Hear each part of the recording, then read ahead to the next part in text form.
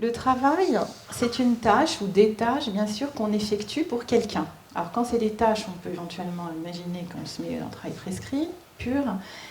Mais ce qui fait que ça pose problème, c'est que c'est parce qu'on travaille pour quelqu'un. Alors, du fait qu'on travaille pour quelqu'un, évidemment, il faut contrôler ces échanges. La division des tâches, par le respect de la hiérarchie, par un organigramme, par des ordres, par des liens de domination, par du commandement pour certains. Et donc face à tout ça, on a nos salariés qui doivent travailler, donc ils déploient leur intelligence au travail de façon individuelle et collective pour tenir leurs objectifs qui sont chiffrés. Ils ont juste le but qui est annoncé.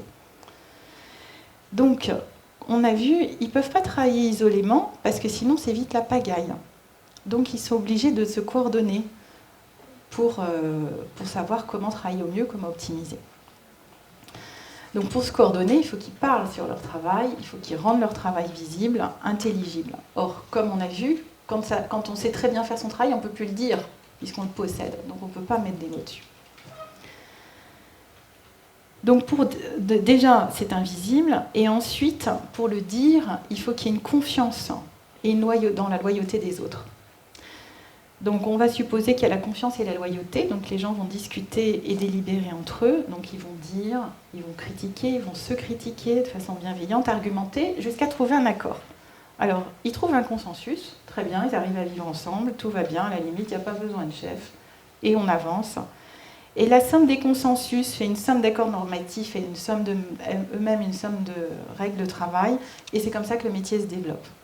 Si par hasard ils ne sont pas d'accord, on fait appel au chef, qui est là pour ça, qui est là pour faire un arbitrage, c'est son rôle, et lui-même peut se tromper ou pas. Donc s'il ne se trompe pas, on va dire qu'il prend la bonne décision, c'est grâce à son habileté individuelle, parfait, il est conforté dans sa légitimité de chef, mais il peut aussi se tromper, et c'est pas un souci, ça ne remet pas forcément en cause sa légitimité, une seule condition, c'est qu'il reconnaisse qu'il s'est trompé, et qu'il fasse appel aux autres membres de l'équipe, ou à ses collègues, pour discuter collectivement de qu'est-ce qu'on aurait pu faire autrement.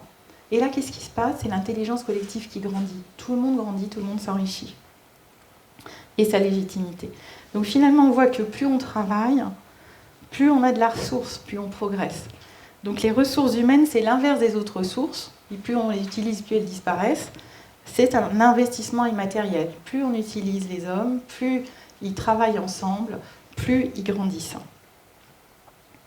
Donc on voit bien que la coopération est un complément de la coordination, la coordination, domination, règles formelles, etc. Et coopération, c'est tout le travail transversal et informel absolument nécessaire. Et ce sont les deux modes indispensables du fonctionnement de l'organisation.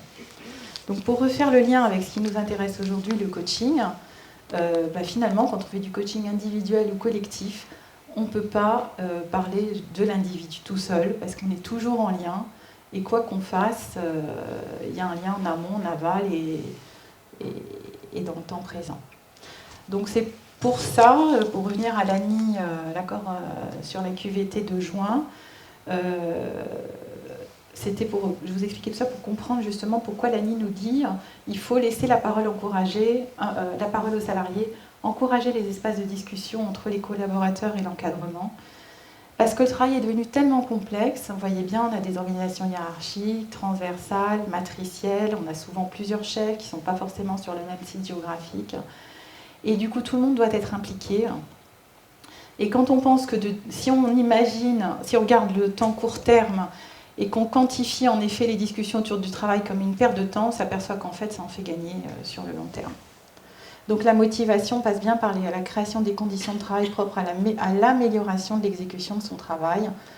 Et management et leadership, même si pour ceux qui ont eu la chance de l'apprendre à l'école, à l'université, ce qui n'est pas toujours le cas, ça s'intègre au cours de la vie et vous voyez qu'on devient meilleur au fur et à mesure que l'âge avance.